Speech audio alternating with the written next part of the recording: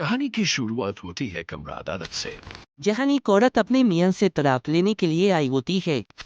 जज साहब, मेरा शौहर नामर्द है और मुझे खुला चाहिए। वो निकाह खत्म करवाने का आमसा केस था।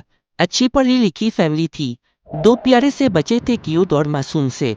लेकिन खातून बजिद थी कि ऐसे को हर हाल में खुला चाहिए। जबकि मेरा मौक्कल यानी कि शौहर शदीद सदमे की कैफियत में था।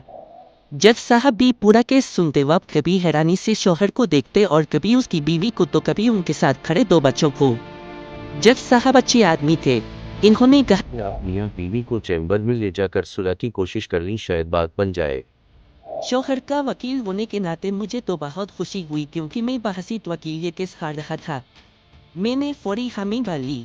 जबकि मुद्दइया बीवी के वकील ने इस पर अच्छा खासा हंगामा भी किया, लेकिन खातून बातचीत के लिए राजी हो गए। चैम्बर में दोनों मियाँ बीवी मेरे सामने बैठे थे। हाँ खातून, आपको अपने शौहर से क्या मसला है? वकील साहब, ये शख्स मर्दाना तौर पर कमजोर भी और नामर्द है।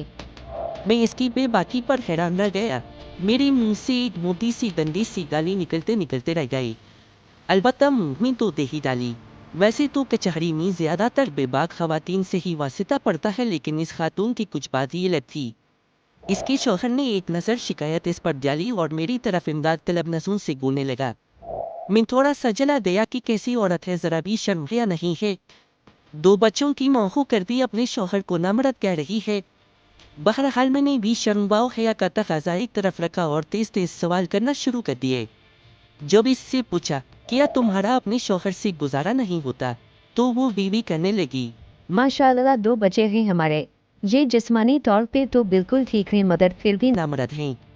मुझे इसकी बात से हैरत का झटका लगा कि बच्चे भी हैं और नामर्द भी, ये कैसे हो सकता है?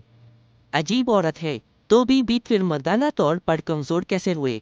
मैंने इस्तिफसार किया। वकील साहब, सिर्फ इज़्दिवाजी जिंदगी से औलाद हो जाए यही मर्दानगी नहीं होती, बल्कि और भी ऐसी बहुत सी वजूहात होती हुई मियाँ बीवी के दरमियान जिस पर बीवी मर्द से मुतमईन नहीं हो पाती और मर्द ना मर्द ही रहता है।